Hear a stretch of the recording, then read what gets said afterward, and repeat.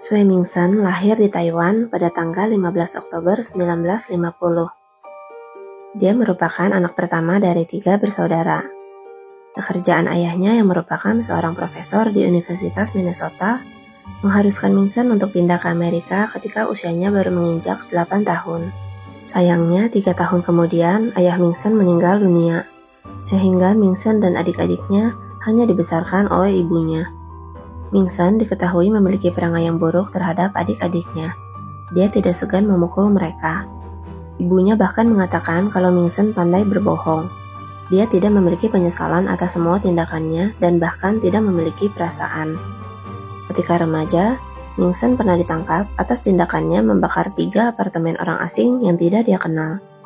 Dia juga kerap melempar batu terhadap kendaraan yang lewat. Atas tindakannya, Mingsen diharuskan mengikuti konseling. Pada tahun 1965, Mingsen bersekolah di SMA Ramsey.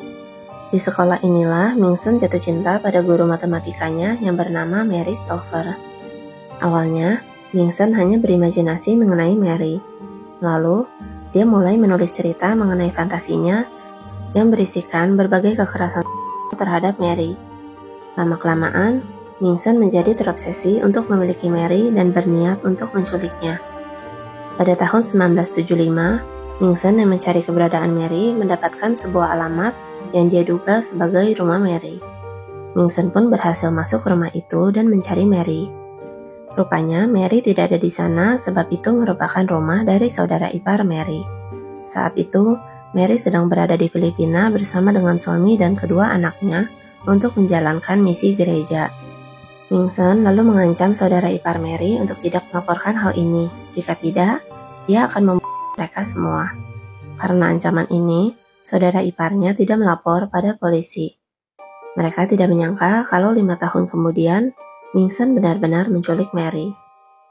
Pada tanggal 16 Mei 1980, Mary yang baru 1 tahun kembali dari Filipina sedang pergi ke salon bersama dengan putrinya Elizabeth yang baru berusia 8 tahun. Rupanya, Mingsen sudah menguntit Mary dan mempelajari kegiatan Mary sehari-hari. Ketika Mary dan Elizabeth sampai ke mobilnya, Mingsen menembak Elizabeth dengan pistol dan memerintahkan Mary untuk masuk ke mobil Mingsen. Lalu, dia menyuruh Mary untuk menyetir ke lokasi yang dia perintahkan sambil terus menembak Elizabeth. Di lokasi itu, Mingsen menembak Mary dan Elizabeth lalu keduanya dimasukkan ke dalam bagasi. Mary dan Elizabeth sengaja membuat keributan dengan berdoa keras-keras agar Mingsen membebaskan mereka, sehingga membuat keributan dari dalam bagasi. Hal ini menyebabkan Mingsen harus berhenti untuk melakban mulut keduanya. Pada saat Mingsen memberhentikan mobilnya untuk yang kedua kali, Mingsen mendapati kalau Mary berhasil melepaskan sebagian ikatan Elizabeth. Mingsen pun marah dan mengancam akan mereka. Ketika itulah, ada 2 anak lelaki yang lewat dan merasa curiga. Seorang anak lelaki berusia 6 tahun yang bernama Jason Wilkman mendekati mobil Mingsen dan melihat Mary dan Elizabeth. Jason terkejut, tapi Mingsen segera mendorong Jason untuk masuk ke bagasi mobil, dan dia langsung tancap gas. Mingsen membawa mereka ke kawasan hutan Suaka Marga Satwa Avery yang sepi dan terisolasi dari pemukiman. Mingsen lalu mengeluarkan Jason dari bagasi mobil dan menggunakan batang besi sampai anak itu tewas. Mingsen lalu meninggalkan jasad Jason di sana dan membawa Mary dan Elizabeth ke rumahnya. Mary dan Elizabeth disekap selama 53 hari di rumah Mingsen. Pada malam pertama saat Mary disekap, Elizabeth dikunci di dalam lemari yang kecil dan sempit, sedangkan Mary diikat di sebuah furnitur. Pada saat itu, Mingsen mengatakan pada Mary kalau dia pernah menjadi murid Mary 15 tahun yang lalu.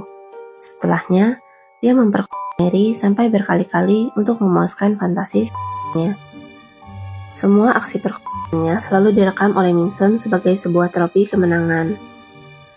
Selama mereka disekap, Mary dan Elizabeth kerap kali dipisah. Elizabeth dimasukkan ke dalam kotak dan diletakkan di dalam mobilnya selama Mingsen pergi bekerja. Sedangkan Mary dikunci di dalam lemari yang sempit itu. Mingsen mengancam akan menghabisi suami dan putranya jika Mary berusaha melarikan diri. Setiap hari, Mary dan Elizabeth berdoa agar mereka dapat melewati semua itu dalam keadaan hidup. Setiap akan Mary tidak memberitahu Elizabeth dan hanya menuruti perintah Vincent untuk keluar dari lemari tanpa perlawanan. Elizabeth pun ditinggalkan sendirian di dalam lemari dengan perasaan takut dan kesepian. Dia tidak tahu kalau pada saat itu ibunya sedang sambil direkam. Yang Elizabeth tahu adalah Vincent akan memperlakukan mereka dengan baik kalau mereka menurut dan tidak membuat ulah. Pada 7 Juli 1980, ketika Vincent sedang pergi bekerja, Mary yang sedang berdoa dan dalam keadaan dirantai bersama dengan Elizabeth, tiba-tiba teringat cara membuka engsel pintu yang dulu pernah diajarkan oleh ayahnya. Mary pun mencobanya dan ternyata berhasil.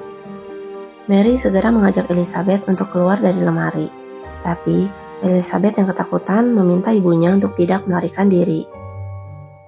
Mary sampai harus meyakinkan Elizabeth dengan berkata kalau Tuhan sudah memberi jalan agar mereka dapat keluar dari lemari. Maka, Tuhan juga yang akan membantu mereka untuk menyelamatkan diri dan menyelamatkan keluarga mereka. Setelah Elizabeth berhasil melawan rasa takutnya, mereka segera mencari telepon rumah yang terletak di dapur dan menelepon polisi. Elizabeth yang takut Vincent akan segera pulang mengajak ibunya untuk menunggu polisi di luar rumah. Mereka berdua bersembunyi di antara mobil-mobil yang terparkir. Polisi yang sampai di lokasi sempat melihat ada yang bersembunyi di antara mobil, dan polisi segera mengeluarkan senjata. Tapi rupanya itu adalah Mary dan Elizabeth yang sedang ketakutan. Mereka segera keluar untuk meminta perlindungan polisi. Vincent pun ditangkap di toko elektronik miliknya. Ketika berada di penjara, Vincent menawarkan uang sebesar $50.000 pada teman satu selnya yang bernama Richard Green untuk membantunya membunuh Mary dan Elizabeth agar mereka tidak dapat bersaksi melawan dirinya di persidangan. Tapi, Richard rupanya mengadukannya Vincent kepada pihak berwajib. Vincent lalu menjalani sidang pertamanya dengan dakwaan penculikan dan pemerkosaan. Dia pun dijatuhi hukuman penjara 30 tahun. Lalu, pada persidangan kedua dengan dakwaan pembunuhan terhadap Jason Wilkman, Vincent rupanya sudah menyelundupkan sebilah pisau. Ketika Mary sedang bersaksi di persidangan, Vincent segera bangun dan melompati meja untuk Mary. Tindakannya menyebabkan luka robek pada wajah Mary, sampai Mary harus mendapatkan 62 jahitan di wajahnya. Pada saat itu, Vincent bersumpah kalau dia akan menghabisi nyawa Mary dan Elizabeth ketika dia keluar dari penjara. Dari persidangan yang kedua, Vincent mendapatkan hukuman penjara 40 tahun.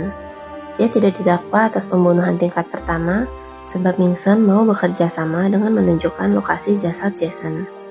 Pada tahun 2010, Vincent mengajukan pembebasan bersyarat, dan pada saat itu dia menyampaikan permintaan maaf dan penyesalan yang dalam pada Mary. Tapi, Elizabeth mengatakan kalau Vincent terlalu berbahaya jika dibebaskan. Vincent bahkan dicap sebagai predator seksual yang berbahaya. Atas dasar itulah, pengajuan bebas bersyarat Vincent selalu ditolak oleh hakim sampai sekarang. Sedangkan Mary dan keluarganya pindah ke Filipina untuk misi gereja setelah urusan persidangan selesai. Mereka berhasil melanjutkan hidup dan Elizabeth kini telah menikah dan memiliki anak. Subscribe akun YouTube aku untuk dengerin cerita lainnya, biar aku yang bacain dan kamu yang dengerin.